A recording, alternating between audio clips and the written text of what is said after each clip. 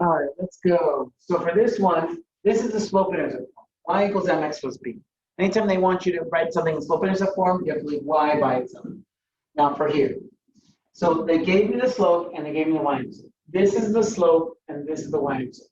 Okay? So if you wanted to write this in slope intercept form, see how the slope goes first, y-intercept goes second, slope intercept form, we're going to write y equals 3 over 4x minus 2. See how I didn't write plus minus 2? Okay, if it was a positive 2, I would have written plus 2. If it's a negative 2, I'm going to write negative 2. Now this one, I'm going to transform this into slope intercept form, meaning I'm going to leave y by itself. Okay? So first thing we have to get rid of is 3x. So we're going to get rid of 3x. So minus 3x, this goes away. Whatever you do to one side, you have to do the other. Now remember, I'm writing in slope intercept form. The number next to x is the slope, so I have to write the slope next to x first. And then the 6 comes down, makes a positive 6. So I'll do, whatever you do to one side, you do to the other. And instead of writing minus 3x here, I just shift it to the front because I know the slope has to go there. Then I have to get rid of the 2, so I'm going to divide everything by 2. Okay? Divide by 2, divide by 2, divide by 2. So this makes 1y. This doesn't make a whole number, so I'm going to leave it as a fraction. And this is going to make 3. And that's it. This is slope intercept form. Y is by itself, everything on the right, slope intercept form. Okay? For this one right here, we're going to be graphing y equals 2. Now y equals 2 means that the slope is not there. There's no number next to x, which means the slope is 0. I'm never going to write 0x, so the slope is 0, so it's not there. So I know that it goes through 2, and that the slope is 0. So this is the slope right here. So it's just a straight line. So when it says y is 2, y is just going to be 2 always. Okay? If I said x equals 3, then x is going to be 3 always. If I said y equals a negative 2, it would have been always negative 2. Okay, so pretty simple, but you do have to talk about it so then you understand it. Now let's do these other ones here. For this one, I've graphed something and I want you to tell me what the equation is.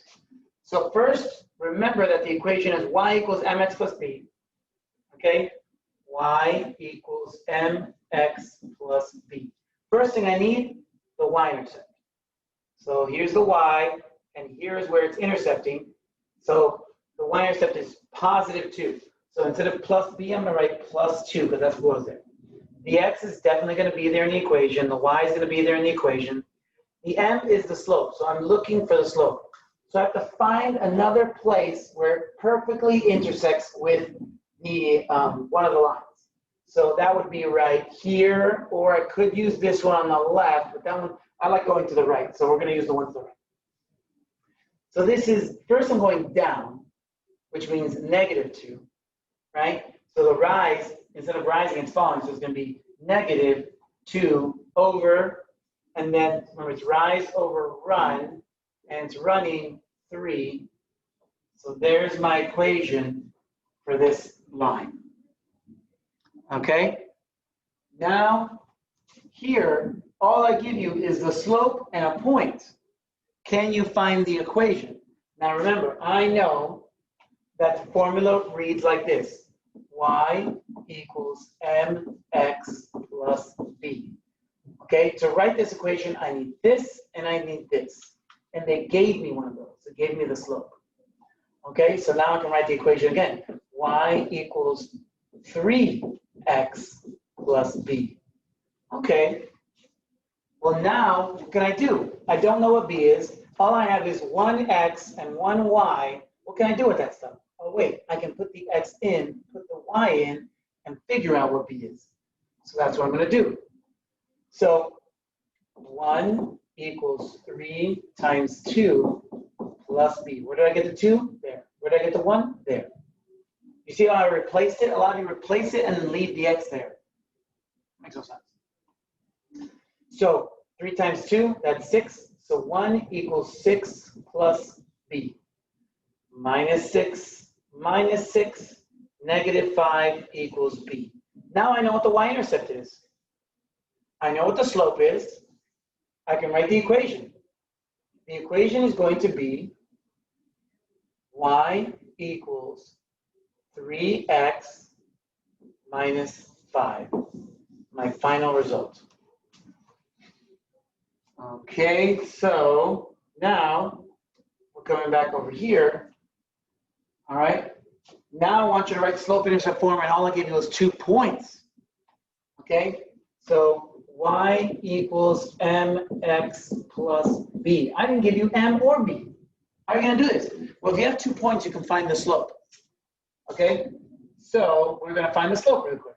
We'll use the shortcut method. Okay, remember the change in y divided by the change in x. So how did a 1 turn into a 4? It went up 3, so positive 3. How did a 3 turn into a 2? It went down 1. So the slope is -3. 3 divided by -1 equals -3. So there's my slope.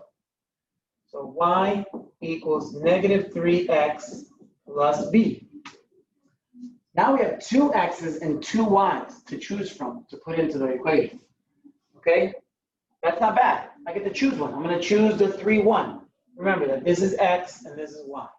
So it's going to be 1 equals -3 times 3 plus b. Okay? This is going to turn into -9 equals 1 plus b. I'm going to add 9, 10 equals b. Now that I have b, the equation is going to read, so I have the slope and I have the y-intercept. So now I can write the equation. Y equals -3 plus 10. Well, actually, I forgot x. So let me fix this. Plus 10. Okay? Not bad. Now, I was planning on graphing this here, but 10 is way off of our base. So I do want to show you to graph something. So let's change this into 1, just for now. And let's graph it. Okay? Just use that. So we're going to use green. So here's my y-intercept. So I know it goes through 1. Okay, so I know it goes through 1 because the y-intercept is 1, so I know it goes through here. Now, do I know it goes like this? Do I know if it goes like this? Do I know if it goes like this? I don't. I'm going to use this clue to tell me. The slope is -3. -3 is how I'm going to find the second dot. Now, slope needs a rise and a run, unless it's 0, right? So this is not 0, so I need a rise and a run. So I'm going to divide this by 1, so then I have a run. -3 divided by 1 is still -3. So that'll work fine. So now I know that I'm going from the first dot. You don't start at 0, 0. You start from the first dot you found. You're going to go down 3, 1, 2, 3, and then to the right 1 there. And there's your second dot. And now you can connect them. If you want to do another dot, you do the same thing again. 1, 2, 3, 1. There's another one. That'll help you make a nice straight line. Okay? So the pattern is up 1, up. There we go. So nice straight line. You don't have to do that many. You only need 2. But I want to produce a nice straight line. All right. So let's scroll up. So here's standard form. Standard form is you leave a constant over here and you move the x and the y to one side. Okay, so here I say this derivative property, we should just get rid of it. We should just move it right now. We just do it now. So I'm trying to write this. I'm trying to move x and y to this side. So I'm going to distribute the 2 over 3. So I have y minus 1 equals 2 over 3x minus 10 over 3. Okay, remember it's 5 times the 2 and the 1 times the 3 is going to give me that. Okay, so I have this now. So now I'm going to move the x to the other side. So it's going to say minus 2 over 3x. Remember, we're switching things from one side to the other. The y stays here, so it's just plus y. And then the -1 is going to move over here, so it's going to be a positive one. So 1 minus 10 over 3. Now, the thing with this is you're not, with standard form, you're not allowed to have fractions. Okay? You're not allowed to have fractions. So we're going to fix this by multiplying everything by the common denominator. In this one, the common denominator is 3. So everything in this whole line, every single thing is going to be multiplied by 3. It's going to change it and make it much easier to work with. So this is going to become negative 2x plus 3y equals 3 minus 10. So this stays the same. This is going to become negative 7 now. So negative 2x plus 3y equals negative 7. Remember, in standard form, there can be no fractions. So everything has to be a whole number of some sort, or an integer at least. Okay? So that's the final result for this one. All right? Is it always going to have a fraction that you're going to have to get rid of? No. It's not going to happen always. That's probably worst case scenario, and it wasn't that bad. Here, very similar. Now we're going to be leaving y by itself. Okay? Because I want slope-intercept form. If you don't remember, I want this. Y equals mx plus b. All I have to do is leave y by itself. But again, there's a distributive property. I have to do it first. So now y plus 3 equals 3 over 2x plus 3 over 2. So now we're going to subtract 3 on both sides. Y equals 3 over 2x plus 3 over 2 minus 6 over 2. I did 6 over 2 so that I could subtract these. 6 over 2 still equals 3, but now I'm allowed to subtract these. So now it's going to be 3 minus 6. That's going to leave you with negative 3. So y, the end result is going to be